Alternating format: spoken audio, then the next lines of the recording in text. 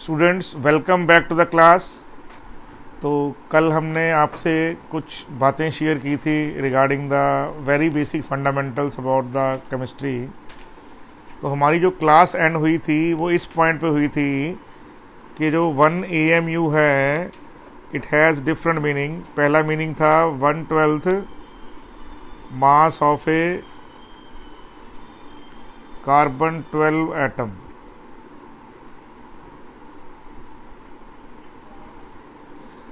दूसरा था 1 AMU is nearly same to what, nearly equal to mass of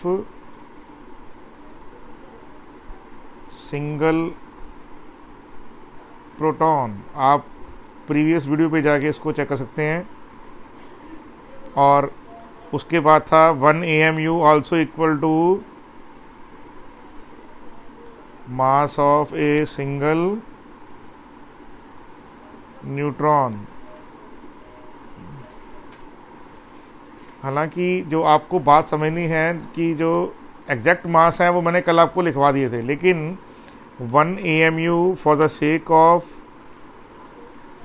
या इसको यूनिफाइड मास बोलते हैं, वो होता है 1.661 इंटू 10⁻⁻24 ग्राम। ये जो है वैल्यू हमने कल आपको शो आउट की थी। क्लियर है? ये सारे पॉइंट आपने कल सीखे थे। अब हम देखते हैं कि 1 मोल का मीनिंग क्या होता है। 1 मोल का जो मीनिंग है केमिस्ट्री में वो ये है, 1 mole of a substance means 1 mole of a substance means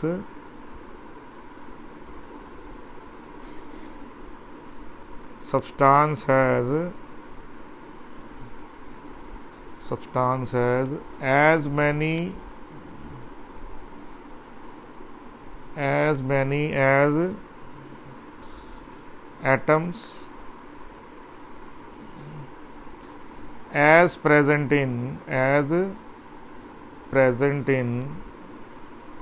exactly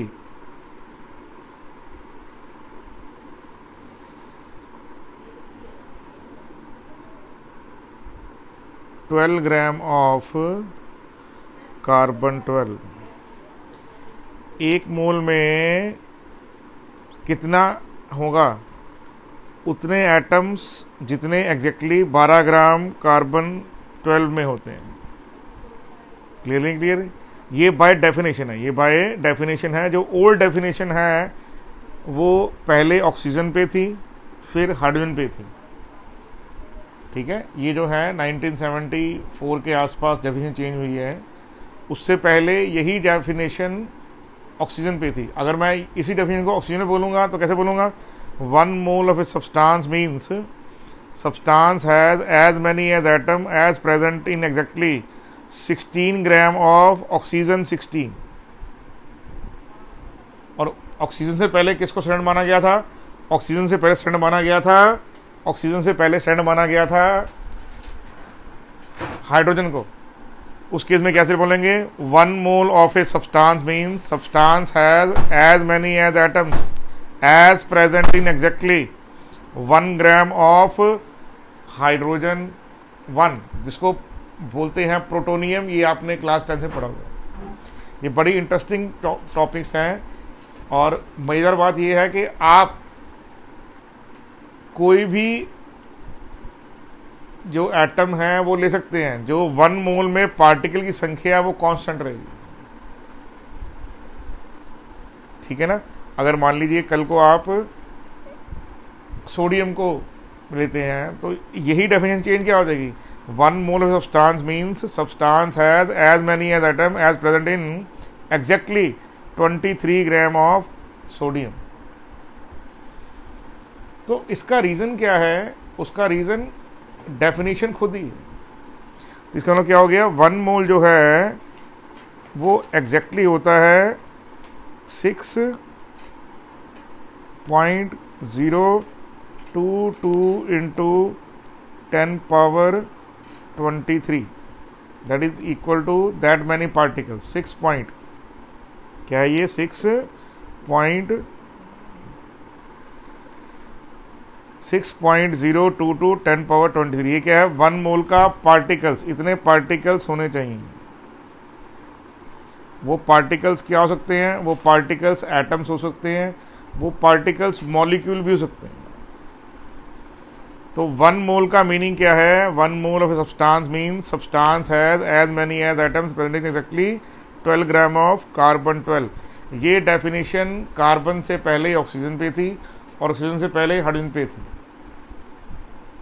मान लीजिए आपको कल को क्वेश्चन आया था, भाई एक नया यूनिवर्स है जिसमें कार्बन का मोलर मास मान लीजिए 12 नहीं है, कार्बन का मोलर मास 100 है मान लीजिए, तब भी जो 1 मोल का नंबर है वो यही रहेगा, 6.022 10 power 23 particles, that is Avogadro number. तो ये आप समझ लीजिए भगवान की तरह है, ये हमेशा कायम एक ही नंबर है, 6.022 10 पावर 23 पार्टिकल्स मतलब 1 मोल।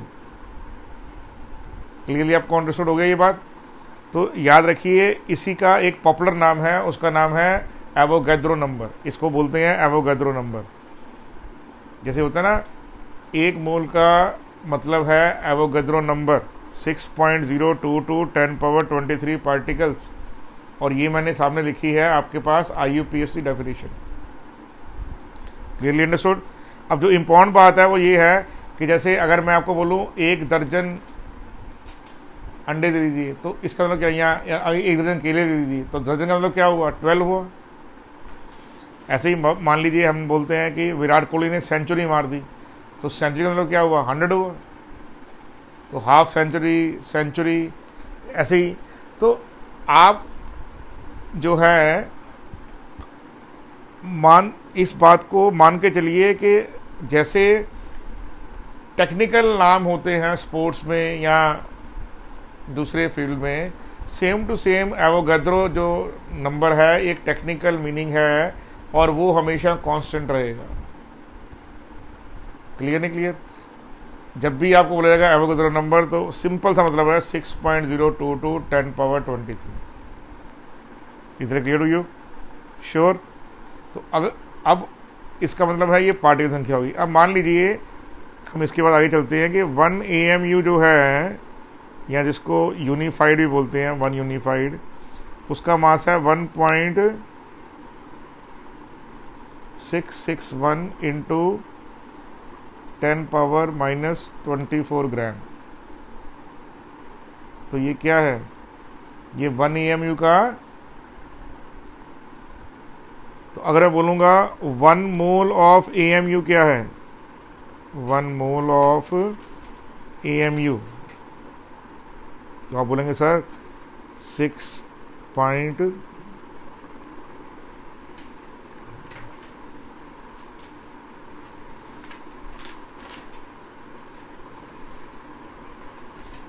022 इंटू 10 पावर 23, ये भी नंबर है, 1 मोल हो गया। ये 1 मोल का मतलब हो गया यहाँ पे, 1 मोल मतलब ये AMU मतलब कितना हो गया, 1.661 इंटू 10 पावर -24। अब इन दोनों को मैं अगर मल्टीप्लाई करता हूँ तो आंसर क्या आएगा, नियरली 1 ग्राम। 1 ग्राम से थोड़ा सा ऊपर होता है 1.002, तो ये एग्जैक्टली 1 ग्राम है। इसका मतलब क्या हो गया कि अगर कोई आपसे पूछे 1 मोल AMU का मास क्या है, तो आंसर क्या है, 1 ग्राम। दोबारा समझ लीजिए इस लाइन को, 1 मोल AMU का मास क्या है, 1 ग्राम 1 ग्राम 1 ग्राम। ठीक है नहीं? तो जैसे होता है ना कि पिक्चर मतलब इंटरटेनमेंट, तो वैसे ही आप बोलेंगे। अब आप वापस जाइए तो जितना AMU है वो नियरली मास ऑफ प्रोटॉन है और वही मास ऑफ न्यूट्रॉन है। तो इसका मतलब क्या हुआ, 1 मोल ऑफ AMU 1 ग्राम है नियरली। ऐसे ही 1 मोल ऑफ प्रोटॉन्स क्या होगा, 1 ग्राम के इक्वल, और 1 मोल ऑफ न्यूट्रॉन का होगा, वो भी 1 ग्राम होगा। तो जो मास की टर्म में 1 मोल ऑफ AMU और 1 मोल ऑफ प्रोटॉन्स,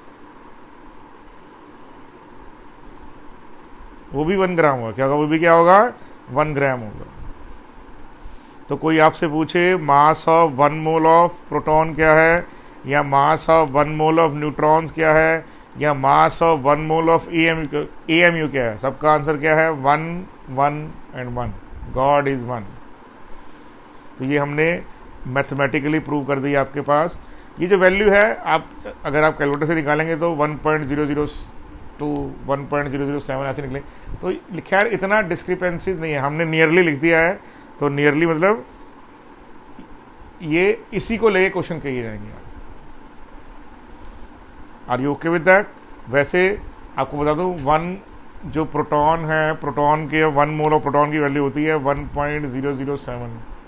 तो इसका मतलब क्या हो गया, वो क्योंकि डेसिमल के बहुत बाद में 4th या 5th प्लेस हो जाके नंबर है, इसलिए जनरली इसको नेगलेक्ट किया जाता है। और literally for every practical purpose हम 1 मोल ऑफ प्रोटॉन को या 1 मोल ऑफ न्यूट्रॉन को या 1 मोल ऑफ AMU को 1 ग्राम ही लिखेंगे केमिस्ट्री में। Is that clear to you? मैं रिपीट कर देता हूं, 1 mole of protons is equal to 1 mole of neutrons by mass is equal to 1 mole of unified mass equal to or nearly equal to what, 1 ग्राम। तो ये बात आपको हमेशा के लिए याद होनी चाहिए। क्लियरली अंडरस्टूड और नॉट? श्योर? पक्का? पक्का वादा? Very good. आगे चलते हैं अब। तो देखिए अब हम चलते हैं, मान लीजिए मैं एग्जांपल लेता हूं आपको। दूसरी इंपॉर्टेंट बात क्या है, जो मास ऑफ इलेक्ट्रॉन है, हमने सीखा था आपसे, मास इलेक्ट्रॉन क्या है, very very less than mass of a proton और मास ऑफ न्यूट्रॉन और AMU। क्योंकि मास ऑफ जो इलेक्ट्रॉन है वो equal to 1/1837 mass of proton लिया आपने। तो ये वैल्यू है, ये आपको कल मैंने डिस्कस की थी। इसका मतलब क्या हुआ, mass of electron very very less than mass of proton और मास ऑफ न्यूट्रॉन और 1 AMU। ये पॉइंट आपके माइंड में क्लियर होना चाहिए। देखिए अब तक 2 बातें क्लियर होनी चाहिए आपके माइंड में। Number 1, mass of 1 mole of AMU is equal to mass of 1 mole of proton is equal to mass of 1 mole of neutrons. ये तीनों की वैल्यू नियरली सेम है, दैट इज 1 ग्राम। डेसिमल के 4th place में जाके difference आता है, तो उसको जनरली हम नेगलेक्ट कर रहे हैं फॉर एटॉमिक मासेस पर्पसेस। और मास ऑफ इलेक्ट्रॉन क्या है, इट इज 1/837 टाइम्स। लगभग इलेक्ट्रॉन जो है लगभग 2000 गुना कम है मास ऑफ प्रोटॉन से, 2000 times less than the mass of proton. But exact देखें तो 1837। Are you sure about that? इसका मतलब क्या हो गया, अगर 1837 इलेक्ट्रॉन जो हैं, ठीक है, वो इकट्ठे हो जाएं तब जाके एक प्रोटॉन बनेगा। और आज तक ऐसा एलिमेंट कभी नहीं आया जिसमें इतने इलेक्ट्रॉन हो। Is that clear to you? Sure about that? तो ये पॉइंट आपको क्लियर होना चाहिए। तो ड्यूरिंग एटॉमिक मास कैलकुलेशन हम मास ऑफ इलेक्ट्रॉन को नेग्लेक्ट करेंगे, नेग्लेक्ट करेंगे, नेग्लेक्ट करेंगे। ये बात अपने माइंड में अच्छी तरह से बिठा लीजिए आप। ओके, आगे चलते हैं हम। अब मान लीजिए मैं आपको एक एग्जांपल दे रहा हूँ। जैसे मान लीजिए ये सोडियम है, सॉरी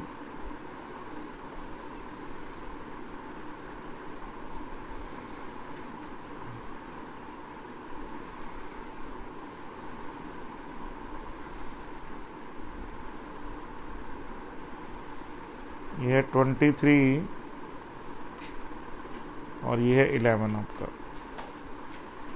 अब चेक कर लीजिए दोबारा से।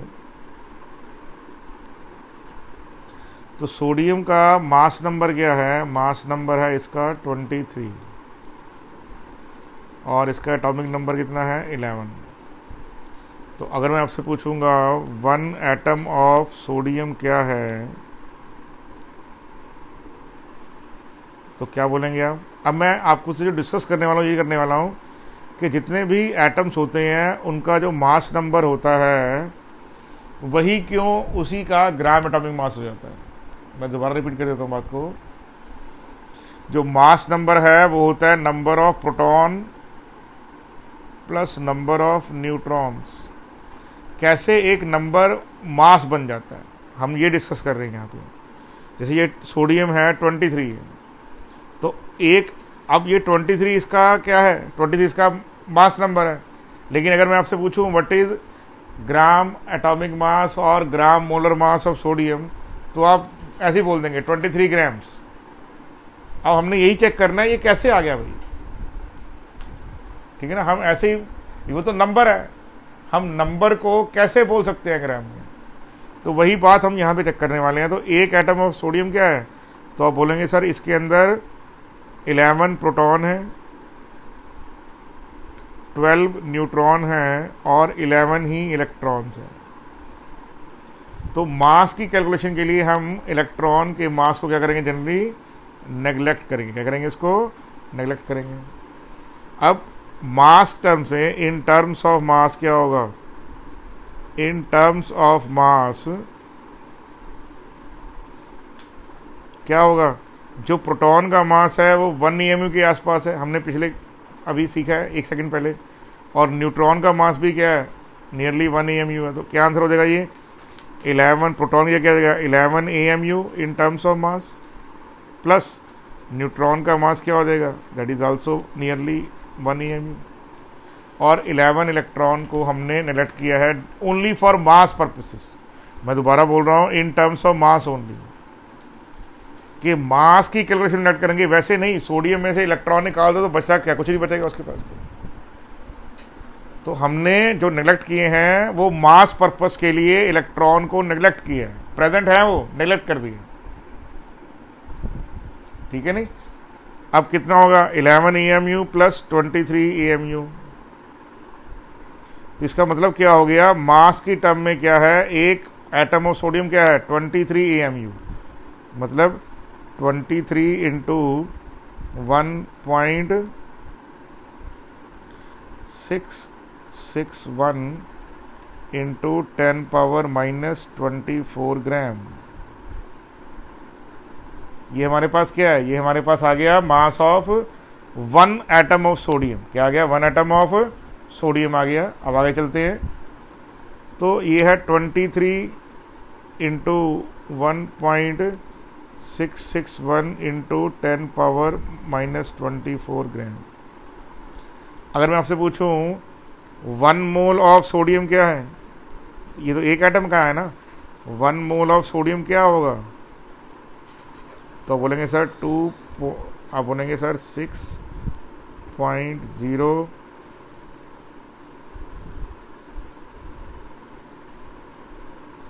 6.022 इंटू 10 पावर 23 एटम्स। ये एटम्स हो गए। एक मोल में इतने एटम्स होंगे ऑफ सोडियम। तो एक एटम का क्या है? 23 इंटू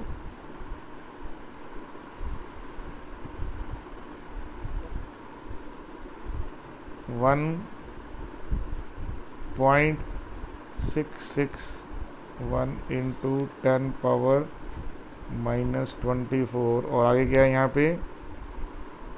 6.00 इंटू 10 पावर 23। अभी हमने 2 सेकंड पहले ही एक चीज़ आपको बताई है, इन दोनों का जो मल्टीप्लाई है वो किसके इक्वल है? वो है 1 ग्राम के इक्वल। ये देखिए, ये 1 AMU है और ये एवोगाड्रो नंबर है। तो 1 मोल ऑफ AMU क्या होता है? 1 ग्राम 1 ग्राम 1 ग्राम। तो 20। अब कितना आंसर आ गया यहाँ पे? 23 इंटू 1 कितना आंसर आ गया? 23 ग्राम। तो 1 मोल ऑफ सोडियम कितना हो गया? 23 ग्राम इक्वल हुआ ही नहीं हुआ। तो बहुत इजी है ये, आप चेक कर लीजिए, बहुत इजी है। क्या है ये 23 ग्राम? क्या है? Gram molar mass of sodium. 1 mole species में, 1 मोल एटम्स में जितना मास होता है उसको बोलते हैं हम ग्राम मोलर मास या gram atomic mass. Are you sure about that? अगर वो एटम होगा तो ग्राम एटॉमिक मास, और अगर वो मॉलिक्यूल होगा तो ग्राम मोलर मास। ये पॉइंट आपको याद रहेगा नहीं याद रहेगा कि एवोगैड्रो नंबर इंटू 1 AMU, मास कितना होता है? 1 ग्राम। ये ऑलरेडी हम 2-3 बार कर चुके हैं। तो ये 1 ग्राम इंटू 23 कितना आंसर आ गया? 23 ग्राम। चेक कीजिए, इन दोनों की मल्टीप्लाई क्या है? 1 ग्राम के इक्वल है। 1 ग्राम इंटू 23 कितना आ गया? 23। क्या है ये? 1 मोल ऑफ सोडियम का मोलर मास। ठीक है, ओके। अब देखिए आगे, देखिए जैसे मान लीजिए एग्जांपल और दे रहा हूँ मैं आपको, जैसे आयरन है 56, 26। तो मैं आपको बोलता हूँ 1 एटम ऑफ आयरन क्या है? तो क्या बोलेंगे आप बोलेंगे सर ये है 30 neutron plus 26 proton plus 26 electron. अब इसके मास को हम क्या करेंगे? नेग्लेक्ट करेंगे। क्या करेंगे? नेग्लेक्ट करेंगे। जब हमने इलेक्ट्रॉन के मास को नेग्लेक्ट कर दिया तो क्या बचा? मास टर्म में, मास की टर्म में क्या होता है? इन मास टर्म्स जितना मास एक न्यूट्रॉन का है उतना ही 1 AMU का होता है। तो ये AMU हो गया। जितना प्रोटॉन का मास है उतना ही क्या होता है? 1 AMU का मास। कितना हो जाएगा? 26 AMU। इसका मतलब क्या हो गया? 1 एटम ऑफ आयरन क्या हो गया? 30 AMU 26 AMU। कितना हो गया? 56 AMU। तो 1 AMU का कितना मास है? 1.661 इंटू 10 पावर -24 ग्राम। तो ये एक एटम है किसका? आयरन का। कितना है आयरन का? एक एटम है। उसके बाद क्या होगा? 1 मोल ऑफ आयरन क्या होगा? आप बोलेंगे 6.022 10 पावर 23 एटम्स ऑफ आयरन। इसमें क्या हो गया? 6.022 10 पावर 23 इंटू कितना है? 56 इंटू 1.661 इंटू 10 पावर -24। फिर दोबारा से क्या होगा? इन दोनों की मल्टीप्लाई क्या होगी बताइए? 1 मोल AMU का आंसर क्या होता है बताइए सब बच्चे? तो आंसर क्या होगा? 1 ग्राम। तो कितना आंसर आ गया इसका? 1 ग्राम इंटू दिस 56। कितना आंसर आ गया? 56 ग्राम। तो क्या हो गया ये? That is molar mass of this. तो चेक कर लीजिए आप लोग यहाँ पर जाकर कि आयरन का जो मास है, देखिए मास नंबर ही यहाँ पर ऐसे सेम टू सेम। देखिए आप लोग यहाँ पर सोडियम में भी ऐसे ही था, जो उसका मास नंबर है वही मोलर मास आया या नहीं आया? सोडियम में भी ऐसा हुआ और आयरन में भी ऐसा हुआ। तो देखिए इजी है कि नहीं? इसका मतलब क्या हो गया? मास नंबर ही क्या होगा आपका? ग्राम एटॉमिक मास। क्या होगा? Gram atomic. पता लग गया आप लोगों को कि मास नंबर को कैसे ही आपने मोलर मास लिख दिया? श्योर?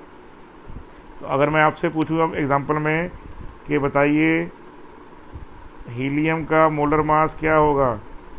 तो मोलर मास ऑफ, यहाँ ग्राम एटॉमिक, मैं बोल रहा हूँ को इसको बोलेंगे ग्राम एटॉमिक मास।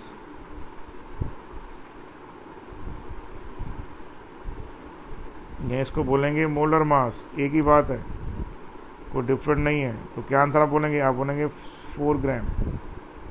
और बोलूँगा 1 एटम ऑफ हीलियम, तो कुछ नहीं करेंगे आप, 4 AMU। तो आपने यही लिखना है, जो मास नंबर है उसी को लिखना है। ग्राम एटॉमिक मास बोलेंगे तो पीछे ग्राम लगा दीजिए, और एक एटम में पूछेंगे तो पीछे AMU लगा दीजिए। कारण वही है, कारण वही क्या कि जो मास ऑफ प्रोटॉन है वो nearly equal to mass of neutron है और वही नियरली 1 AMU है। श्योर? आपकी कल की क्लास में जाके आप नोट कर ले सकते हैं इस बात को। ये कब हमने मैथमेटिकली समझाया था आपको। Are you sure? और देखिए, अगर मैं आपसे पूछूं, देखिए मान लीजिए यहाँ पर लिखा हुआ है फ्लोरीन, तो मैं आपसे पूछूंगा 19 AMU क्या है, तो क्या बोलेंगे आप बोलेंगे मास ऑफ 1 एटम ऑफ फ्लोरीन।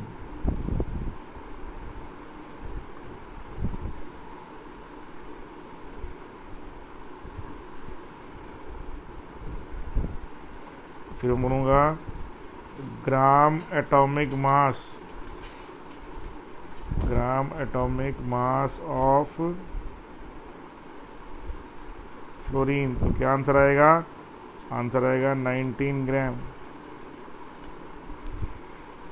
लेकिन अगर मैं आपसे पूछूंगा मोलर मास, तो याद रखिए फ्लोरीन जो है वो F2 में करता है, तो ग्राम मोलर मास क्या होगा इसका? तो आंसर आएगा 19 ग्राम, जो कि एक मोल एटम का मास है, इंटू 2 कितना आ गया? 38।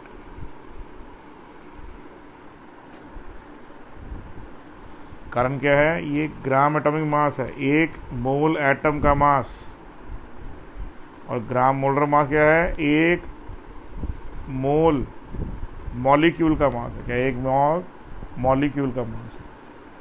और देखिए आप लोग, ऑक्सीजन कितना है? 16.8, तो 1 एटम ऑफ ऑक्सीजन क्या है यहाँ पे? तो आप बोलेंगे 16 AMU। Gram atomic mass of oxygen कितना होगा? आंसर है 16 ग्राम। लेकिन सबको पता है ऑक्सीजन की स्टेज O2 गैस, तो इसमें क्या होगा? तो आप बोलेंगे सर ग्राम मोलर मास, तो क्या आएगा? 16 और 2 एटम है, कितना आंसर आ गया? 32 ग्राम्स। इधर गेट यू। तो ऑक्सीजन का मोलर मास क्या है? 30। ऐसे ही मान लीजिए ओजोन होता, O3 ओजोन गैस होती है, ये ऑक्सीजन गैस है, ये ओजोन गैस है, तो इसका मोलर मास कितना होगा? आप बोलेंगे 16 × 3 कितना हो गया? 48 ग्राम। तो ये दो अलग गैसेज हैं, ऑक्सीजन ये एटॉमिक फॉर्म में है और ये दोनों इसकी क्या है? मॉलिक्यूलर फॉर्म है। तो ये 48 ग्राम क्या है? Gram molar mass of ozone. 32 gram क्या है? 32 ग्राम क्या है? Gram molar mass of oxygen. 48 ग्राम क्या है? Gram molar mass of ozone. 16 ग्राम क्या है? ग्राम atomic mass of oxygen. Sure? और देखिए इसको, जैसे सल्फर है मान लीजिए, तो एक एटम ऑफ सल्फर क्या है? 1 एटम ऑफ सल्फर, तो आप बोलेंगे यहाँ पर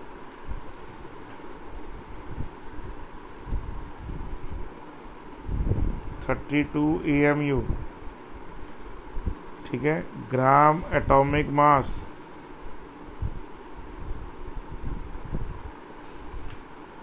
क्या आंसर है?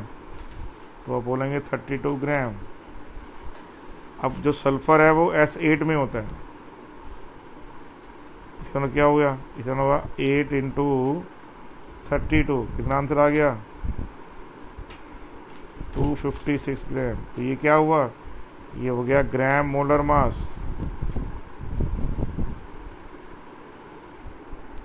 इतना क्लियर टू यू? तो ये जो छोटी बातें हैं आपने माइंड में याद रखनी। इतना क्लियर? 32 ग्राम क्या है? ग्राम एटॉमिक मास। 256 ग्राम क्या है? Gram molar mass. Are you sure about that? Clear? तो इसका पूरे के पूरे आप समझिए बातों को कि हमने आज क्या सीखा। हमने आज ये सीखा है कि जो मास नंबर है वही AMU बोलेंगे तो एक एटम का मास होगा, और ग्राम बोलेंगे एक मोल एटम का मास होगा। मैं दोबारा बोल रहा हूँ, ठीक है? एग्जाम्पल देखिए, इसी सल्फर लीजिए, अगर मैं 1 एटम ऑफ सल्फर का मास लिखूंगा तो मास नंबर के पीछे AMU बोल दूंगा, एटॉमिक मास यूनिट। और अगर मैं 32 ग्राम होगा तो इसका नाम है 1 mole of atom, 1 mole of sulphur atom की बात कर रहा हूं।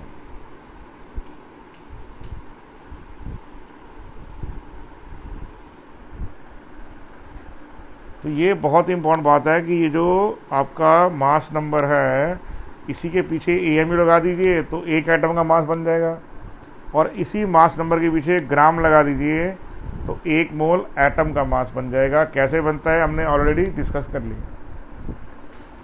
कारण क्या है?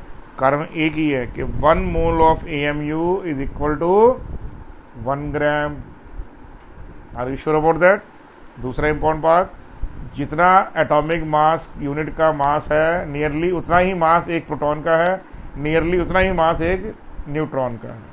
तो प्रोटॉन, न्यूट्रॉन और AMU mass wise nearly same होते हैं, दैट इज 1 ग्राम।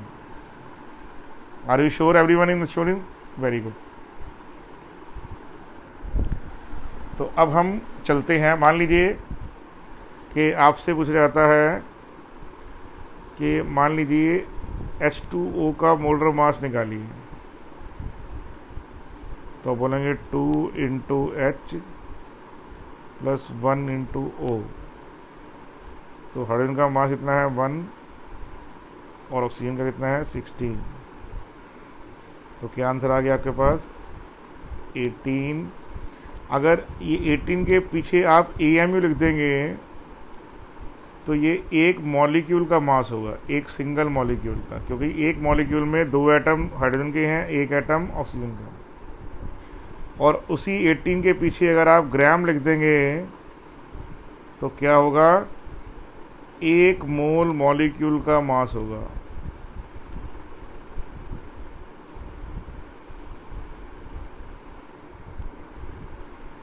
मास की टर्म में ये सब कुछ लिखा जा रहा है, ठीक है जी?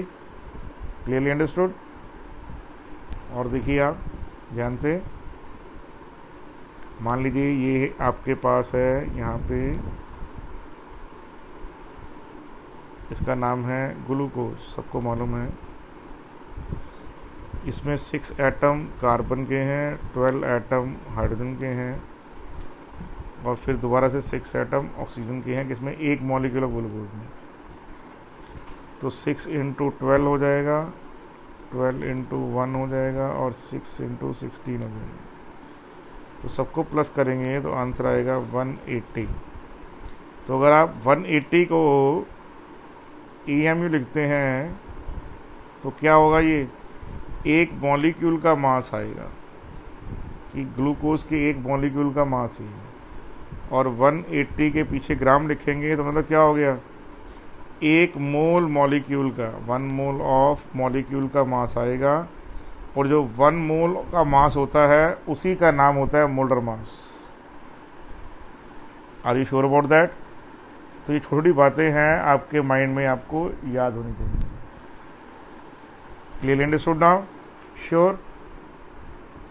और देखिए जैसे H2SO4 है, सल्फ्यूरिक एसिड है, इसमें 2 हाइड्रोजन के हैं, 1 सल्फर का है, और 4 ऑक्सीजन के हैं। तो हाइड्रोजन का मोलर मास 1 है, सल्फर का 32 है, ऑक्सीजन का 16 है। If you divide by multiply करेंगे आप इन सबको तो आंसर क्या आ जाएगा? 98 ग्राम, सॉरी 98 के इक्वल आएगा ये। तो अगर बोलेंगे इसमें आप लोग 98 क्या है? ये है 98 AMU। अगर इसके पीछे आप AMU लिख दें, क्या लिख देंगे? अगर आप AMU लिख देंगे तो ये क्या होगा, ये होगा 1 फार्मूला यूनिट।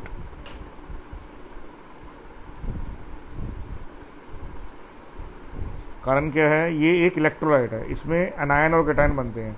2H+ के कैटायन बनेंगे, जो इसमें 2 प्रोटॉन बनेंगे और एक सल्फेट आयन।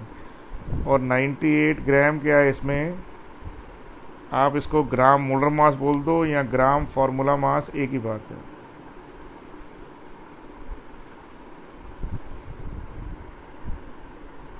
ठीक है, इसको आप मोलर मास ही बोल देंगे, प्रॉब्लम नहीं है। Are you sure? जैसे मान लीजिए आपके पास है Al2SO4 थ्राइस, इसका नाम है एल्यूमिनियम सल्फेट। क्या नाम है, मैं एचडेंस लिख देता हूँ आपको ध्यान से।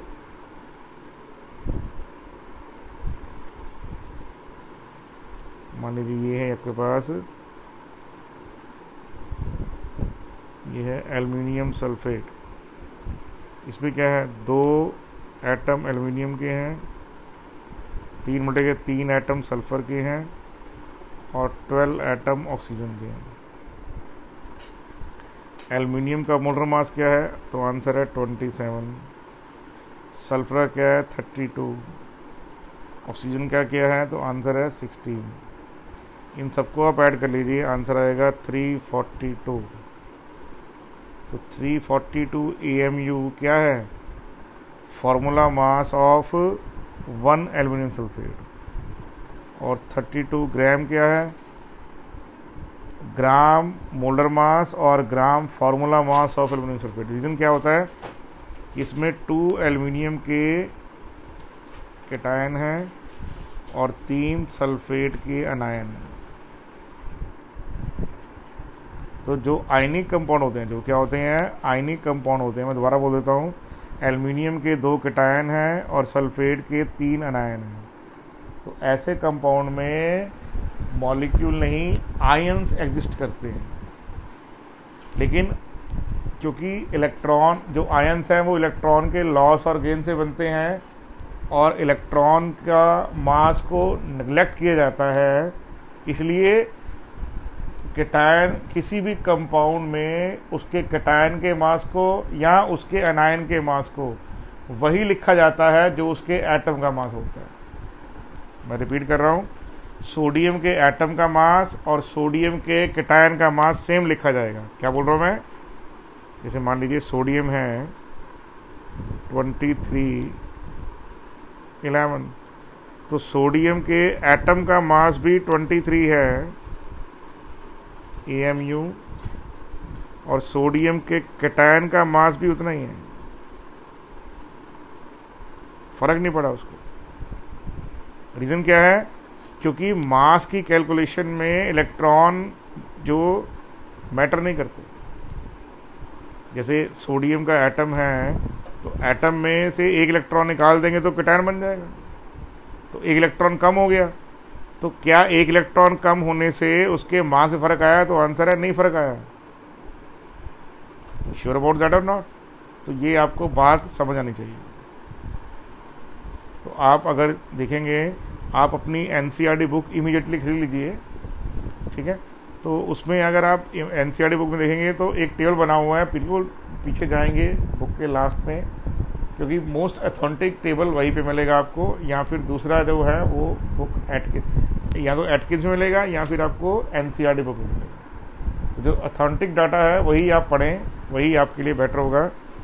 तो NCERT के बिल्कुल लास्ट के पेजेस में आपको एटॉमिक मास के टेबल का फॉर्मूला मिलेगा, तो आप प्लीज़ उनको ध्यान से पढ़ लीजिए एक बार, ठीक है, क्लियर।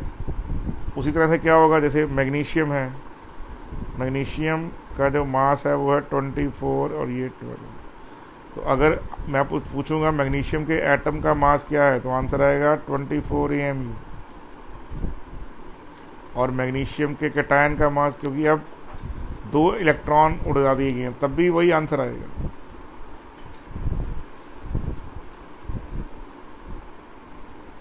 तो उसका मीनिंग क्या हुआ, इसका मीनिंग ये हुआ कि इलेक्ट्रॉन, उसी तरह क्या होगा, कोई भी ऑक्सीजन, जैसे ऑक्सीजन है या ऑक्साइड का आयन है, उसमें मास सेम रहेगा। इसका मास भी 16 EMU है। अब इसके अंदर 2 इलेक्ट्रॉन एक्स्ट्रा हैं, लेकिन उसके मास में कोई फ़र्क नहीं पड़ने वाला, ये भी 16 EMU।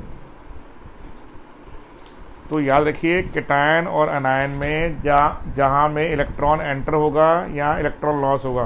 कैटायन में इलेक्ट्रॉन लॉस होता है, अनायन में इलेक्ट्रॉन की एंट्री होती है। दोनों केसेस में उसके मास, एटॉमिक मास में फर्क नहीं आएगा। These thing must be in your mind. Clearly understood. लेकिन जब आप पढ़ेंगे अपने टेबल को जाकर किसी भी बुक में, जैसे मैंने आपको बोला NCERT के बैक पेजेस पे जाके आप एटॉमिक मास के टेबल को पढ़िए, तो वहाँ पे आपको क्या मिलेगा, वहाँ पे आपको मिल जाएगा कि जो एटॉमिक मासेस हैं वो जनरली क्या लिखे गए हैं, डेसिमल की फॉर्म में। अब एक क्वेश्चन यहाँ से अराइज होता है कि अगर जो आपका ग्राम एटॉमिक मास है,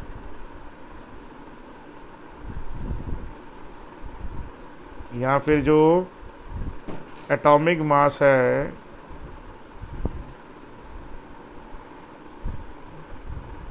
वो तो number of proton plus number of neutrons के एडिशन पर बेस है।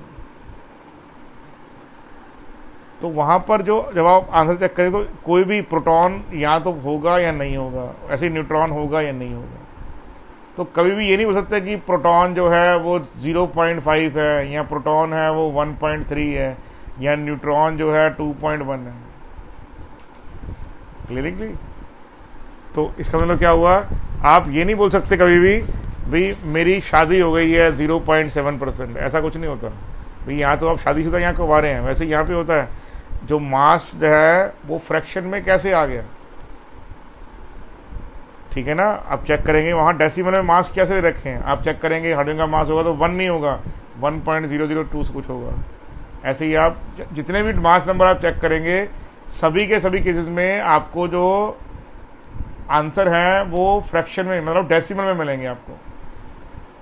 तो आंसर आता है कि जो ग्राम एटॉमिक मास है हमने निकाले हैं वो तो सबके सब एक किसी ना किसी क्या है पॉजिटिव इंटीजर में आए हुए हैं। तो वहाँ कैसे आप डेसिमल में चले गए। तो रीज़न क्या है, उसका रीज़न है ऑल रिपोर्टेड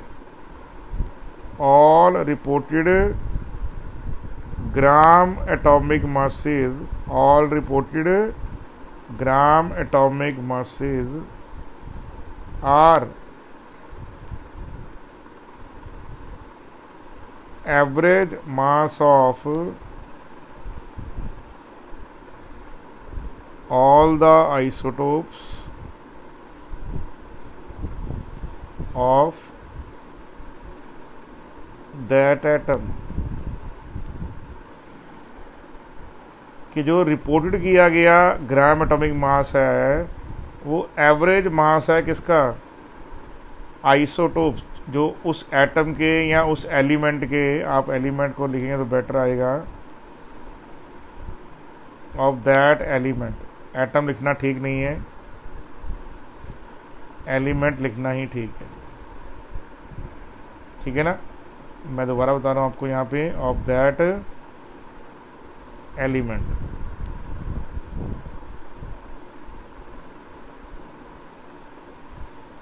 तो एक एलिमेंट में डिफरेंट एटम्स हो सकते हैं।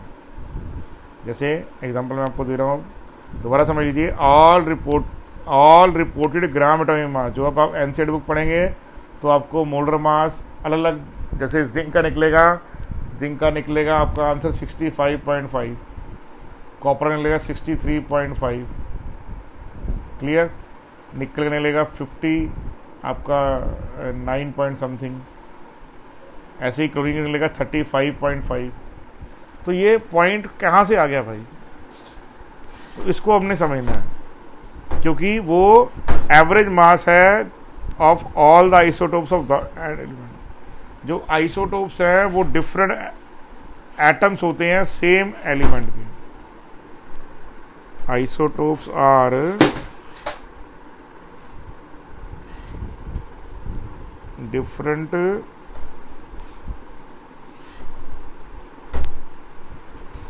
atoms of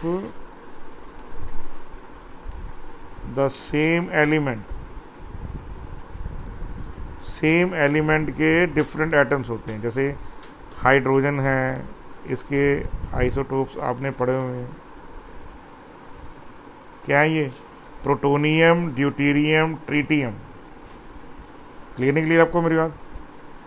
ठीक है, ये है प्रोटोनियम, ये है ड्यूटेरियम और ये है ट्रिटियम। मैं दोबारा बोल रहा हूँ, प्रोटोनियम, ड्यूटेरियम, ट्रिटियम। ठीक है ना? चेक कीजिए, ये क्या है? प्रोटोनियम, हाइड्रोजन का आइसोटोप। ये क्या है? ये है ड्यूटेरियम। और ये क्या है? ये है हमारे पास ट्रिटियम। उसी तरह से जो आपका कार्बन है, कार्बन 12 और कार्बन 14, ये दो क्या है? आइसोटोप्स हैं इसके। तो आप चेक कीजिए, इनके एटॉमिक नंबर सेम है लेकिन मास नंबर डिफरेंट है। Isotopes are different atoms of the same element. एक ही एलिमेंट के जो डिफरेंट एटम्स हैं, तो एलिमेंट में क्या सेम होगा? तो आंसर है atomic number. Number of proton, atomic number क्या होता है? Number of proton in the nucleus. तो प्रोटॉन में जो न्यूक्लियस के अंदर प्रोटॉन की संख्या है वो सेम है, तो ऊपर मास नंबर डिफरेंट है। तो मास नंबर में क्या हुआ? न्यूट्रॉन की संख्या डिफरेंट होगी। ठीक है नहीं?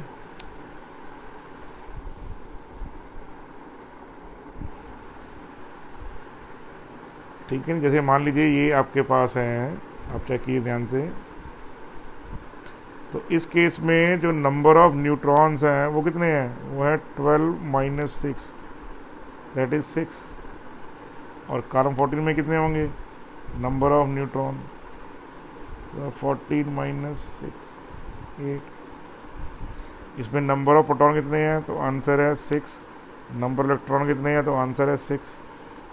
तो इसमें भी नंबर ऑफ प्रोटॉन कितने हैं? 6। और नंबर ऑफ इलेक्ट्रॉन कितने हैं? वो भी 6। क्लियर अंडरस्टूड ना? तो ये जो पॉइंट है आपको क्लियर होना चाहिए यहाँ पे। तो यहाँ पर न्यूट्रॉन की जो संख्या है वही डिफरेंट है, बाकी नंबर ऑफ इलेक्ट्रॉन्स और नंबर ऑफ प्रोटॉन्स ये तो सेम है। तो आइसोटोप्स में क्या होता है? न्यूट्रॉन की संख्या डिफरेंट होती है, यहाँ जिसको आप बोलते हैं मास नंबर। तो मास नंबर डिफरेंट इसलिए होते हैं कि न्यूट्रॉन की मास डिफरेंट है। क्लियर है? अंडरस्टूड? अब जैसे मैं आपको एग्जांपल दे रहा हूँ, अब जैसे क्लोरीन है, क्लोरीन की दो आइसोटोप्स होते हैं, एक है 35 और दूसरा है 37। जो क्लोरीन 35 है नेचर में 75% एग्जिस्ट करता है, मतलब 0.75।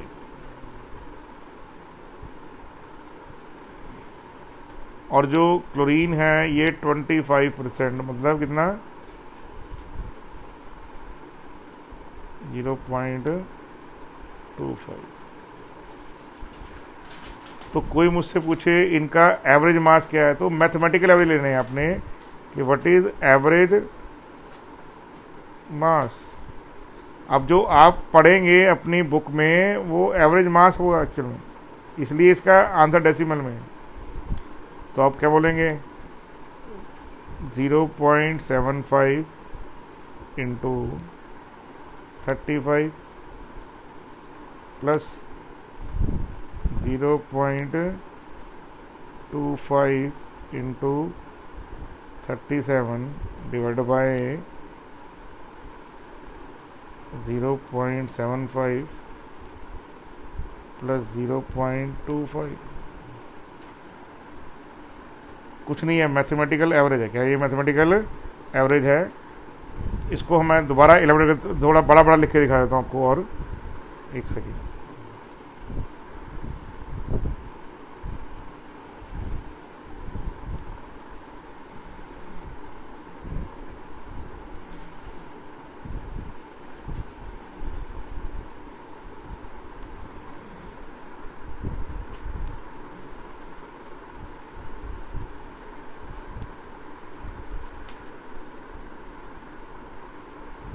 कि जो एवरेज मास है वो किसके इक्वल है, वो है N1 into x1 plus N2 into x2 divide by N1 plus N2। इस तरह क्लियर टू यू? श्योर। अब इस पॉइंट को लेके आप चलेंगे आगे। तो क्लोरीन का जो एवरेज मास आएगा क्या आएगा, वो आएगा 0.75 into 35 plus 0.25 into 37 divide by 0.75 plus 0.25। जब इसको सॉल्व करेंगे तो आंसर आएगा 35.5। इसलिए क्लोरीन का जो आप मास रिपोर्ट करेंगे वो 35.5 होगा।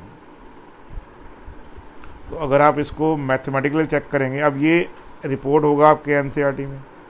अगर मैं आपको कहूँगा इसका ए की वैल्यू क्या है तो आप बोलेंगे 35.5। ठीक है ना? कितना आंसर है ये?